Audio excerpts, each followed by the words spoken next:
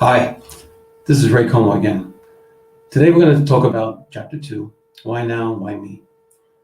Back in 2016, I was, without ever having written a printed word before, was given a calling to write this book, What Bad We Do. I started out by writing what I thought were the things that people had done and committed, myself included. There were things that we're trying to forget, okay? You shouldn't forget. You need to remember. You need to apologize. You need to go on, to know where we're going in later in life. I've written a book where I've written, our soul is the report card of our life.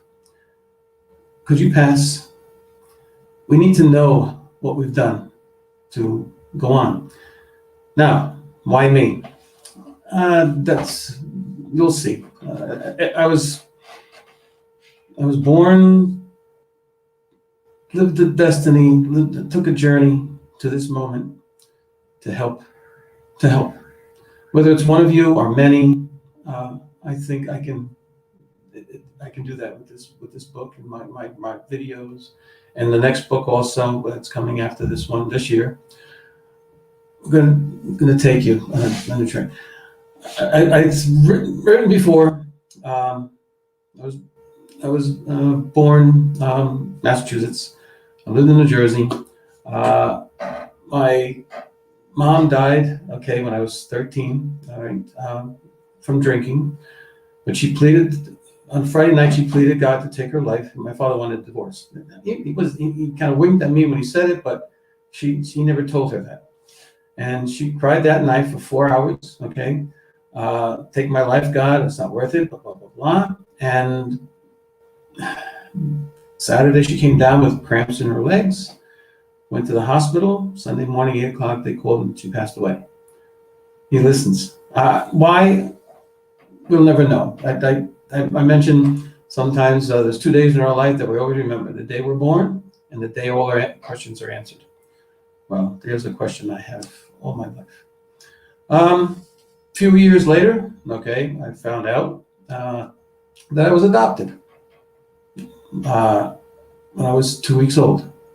Let's remember that for later. Through the years, I never did good in school. No, average or below average. I had a lot of different jobs, through my life. A lot of different relationships. Many wonderful people I've met. When I was 1982, I bought a business from a friend of mine, and started a cleaning business. I had that business, I was going to do it part-time. I was going from different businesses. I always trying to, the multi-level marketing, get in, get out, try and find something. But that one, I said, okay, I'll do it part-time until I find something better. Well, I had it for 34 years. Met a lot of wonderful people. Met my wife through that. We married, and we worked the business together for 17 years. 2010, her mother got sick. She went back to Costa Rica to take care of her. I stayed with the business. Let's move on. While I started the business in 1982. 1978, previous 4 years before, I have a daughter out of wedlock. Never married her mom. Wanted to, but things didn't work out that way. So I was a part-time. A lot of times I was a good father, and a lot of times not so good. I didn't call. A daughter. I guess a guy when he has a son, it's different than a daughter. But I was still trying to do the business as hard as I could. So a few years later, I was living with somebody, and she became pregnant. She told me I didn't want to. I wasn't sure about a lot of things then, the business, the relationship, a lot of things. I just couldn't say yes to it. Now, I was more responsible for it than anyone. This is one of the chapters. I'm talking about these because that's one of the chapters in my book. Another one about getting into parenting a little later too. So I'm pretty responsible for an abortion. Another good time. The relationship ended a few years later, and a few months after that, I met my wife, worked for me, went to Costa Rica, got married. It was good. I started going back to church. I got away from God. I started going back to church. 1998, I was 50 years old. Listening to a talk show on my way to one of the businesses that I was cleaning, and found out, I was listening to talk radio. They were talking about, if you have 6 of these 8 things, chances are you have ADD. I said probably 8 out of 8 I said yes to. I pulled over. I cried for a long time. My whole life was in front of me, okay, realizing that, okay, I had this, a lot of people had it, okay, a lot of people knew it, and they didn't know what they had it. There are fathers that the children were, it's a hard thing to go through, okay, having ADHD. Still is, okay, writing my book, it's still hard to get through. I fight every day, picking up a 25-pound pen to write my book. This is now April 8th, 9th. By the end of this month, I'll have finished the book to give it to a publisher, a printer. So why go through these chapters a little bit more? Where are we going with this? I've been interviewed by Jack Canfield for TV. Boy, April 2019. On LinkedIn, I met Pastor Willie Simpson. We've become very good friends. We talk almost every day. He was then, he still is, the national director of Black Wall Street, USA, Inmate Reentry and Recovery. Perfect for my book. He invited me to speak at a national committee, the national committee conference in Florence, Alabama. It was on a phone call. Okay, wait a minute. So he invited me. I said, "Oh, let me think about it." I said, "I was in Costa Rica then. That was a long way to go." A half hour later, I called him back. Okay, I asked my wife, "Go ahead. Your thing that you're doing." Called back and says, "I'm coming." So I was getting ready and I was getting ready to go. I went, and I met the most wonderful group of people that a lot of them are still my friends today. Haven't seen them since, which I'm going to change that this year. Black Wall Street, USA, Inmate Reentry and Recovery. I've interviewed, I think, 12 people and ex-offenders that have been incarcerated and gave me their lives. I got a whole insight. One gentleman, Dwight, okay, I met, he was out then. Last week, Dwight was given, he was out, back in, came out. Last week he was given a 15-year sentence. Boy, my heart goes out to him. And my help for the next 5 years, however I can help him. I say 5 years because he's eligible for parole. I know things for him. It'll change for him, okay? I know it's going to change.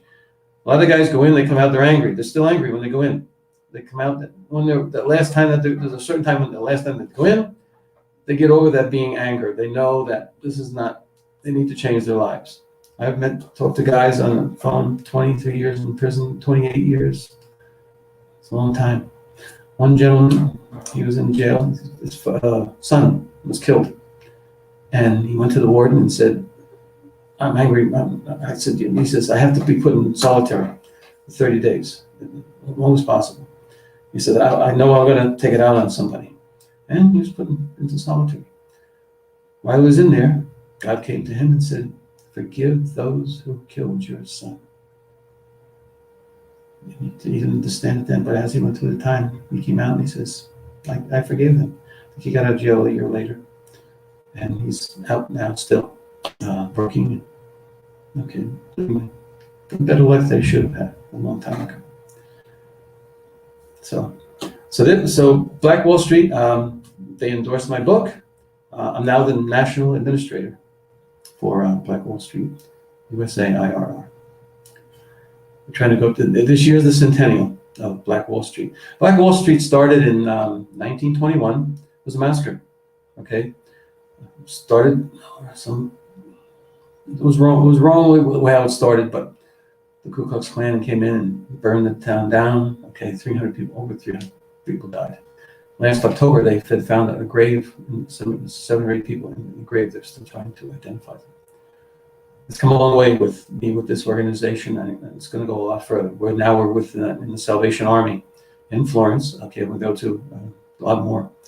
Like Wall Street started the Redemption Project, which is to help homeless. A lot of the homeless are inmate ex-offenders. So this is, you see where I'm going, where I've been, okay, with this, and where I'm going. That's why I'm here. That's why I'm here. I don't have the credentials. I've graduated college. I graduated electronic high school. Electronic, not high school, electronic school. And I worked at Lockheed Electronics for 6 months, and then I went to college. Finished college in Lauderdale University. So the thing is, people, the first time author, okay, what kind of book are you going to write? This one has been needed to be written a long, long time ago. All right, you read the chapters and you'll see the things that we've been affecting our lives for a long, long time. Our grandparents, the great-great-grand, years before. Okay, a lot of my chapters were done. The chapters are bullying, swearing, coercion, cyberbullying, pornography. These are not around the last time words were written like this. Adultery, abandonment of child abuse, rape, sexual harassment, abuse of authority. George Floyd was killed by abuse of authority. Okay? Priests, okay, don't blame the church for what priests did. That you blame them. They should have the first one should have gone to jail. First one. Those who wanted to pass it on, or an accessory, should have gone to jail. Okay, sorry, it was done wrong. It was handled wrong. We have rules, we have laws, we have things going on in our country that are not being obeyed. Okay, so we need to. It's there. We don't have to change. Well, George Floyd that happened right after that. There was a gentleman on the TV. He was in law enforcement. He said 10% of our police, maybe it's 10 to 15%, our police should never have been policemen. Okay, that's all. So they said there was 700,000 policemen. That's 70,000, 80,000, 85,000. They should not be policemen. Those are the ones that are, that are not getting by with doing this.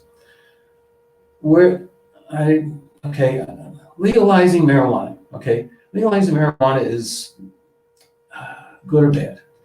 To me, bad. All right, it's to raise money. So all the policemen that were, gave up their lives, or a lot of things that were to obey the laws that were then, and now they're out. These people are now legalizing. We don't think about the lives that were lost. Got to think about it. We could stop it if we wanted. Okay. The establishment. Okay. They're not trying to stop this. The war on drugs. It was never. We got to go after those countries. All right. We got to stop. These drugs are coming in. Drugs have changed us. Alcohol has changed. Look at what's done to us. Okay. Lost a good friend here. Joseph was 65 years old. His son died 5 years ago of alcohol. He just passed away from alcohol. A lot of years now. The families are they're directly related to it. Even with drugs, directly related. So that's why I wrote the book. There's a lot of these chapters. Abandonment of child. There, okay. 20 million kids living in a single parent home. All right. I know a lot of the fathers visit them, have visitation rights. They know, but not enough. There's millions that don't even know the father's name. They don't know who the father was. I came up with the idea that these fathers could be playing in the same basketball court, wherever, somewhere in the country, and their son's playing there, and they don't even know it. We need to change that. Dr. Tony Evans, okay, I listened to one speech he made, and in it says, we go to church on Sunday and we compromise on Monday. We compromise our lives to make it feel better, okay? My book, all 34 chapters are the line in the sand, right? All right, in the beginning, I wrote the book for us to remember what we've done bad, okay, and start giving forgiveness, start teaching not to go there, all right? But I came across, my book really is the line in the sand, the line.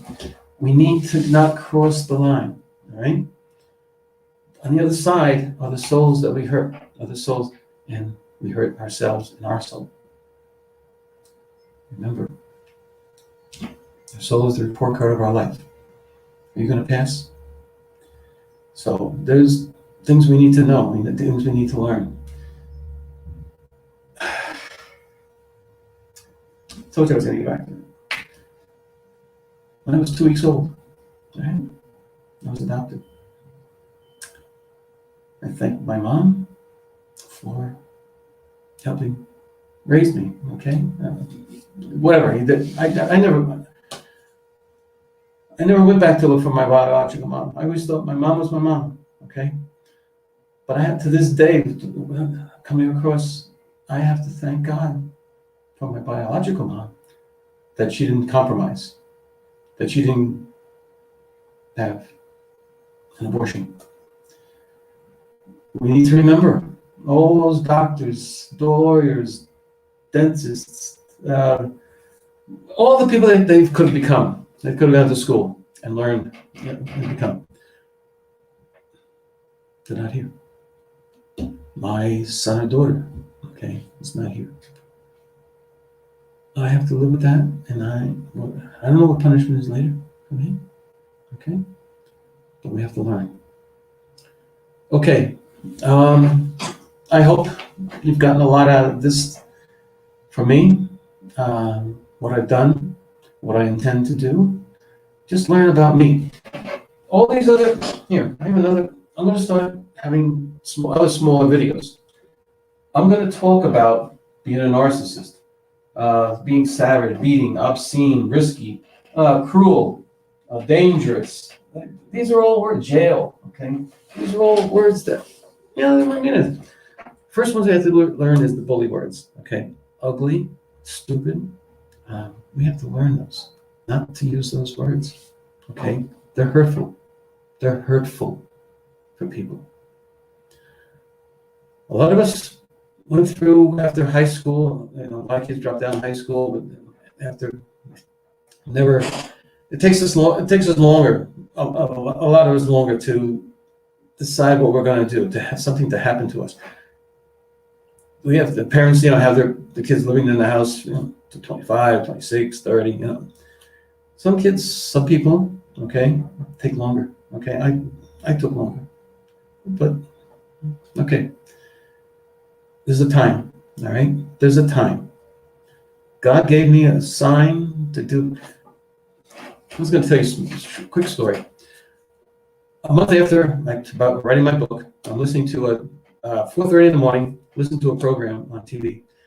Gentleman from India, okay, he was the Taj Hotel, I think he was the CEO of the Taj Hotel. He was talking about the book was about Racing in the Rain, a book. And he talking about his dog, how much he loved his dog. He learned a lot about his dog, his business, his family, blah, blah, blah, blah. And at the end, he says, to me, dogs are like angels with tails. And I thought that was cute. It was like 5 o'clock then. My wife woke up a half hour later. We got ready for church. Went to church, and there's 400 people in the church is here, 500.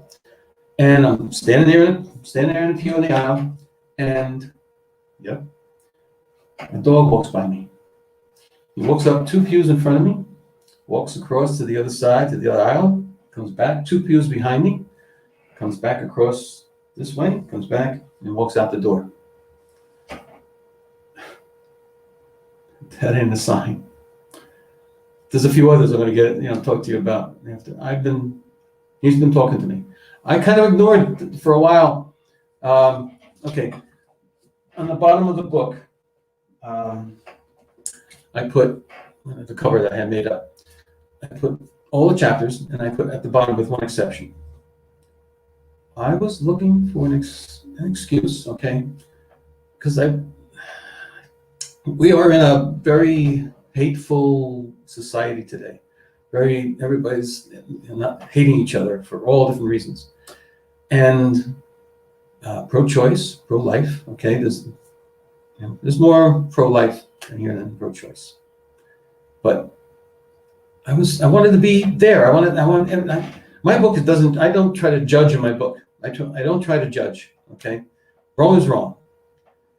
But I was trying to make an excuse for myself, okay, for there, and for having an abortion. And some people, it's probably very easy, well, I can't do it, and some it's very hard, okay? They have to live with it, okay?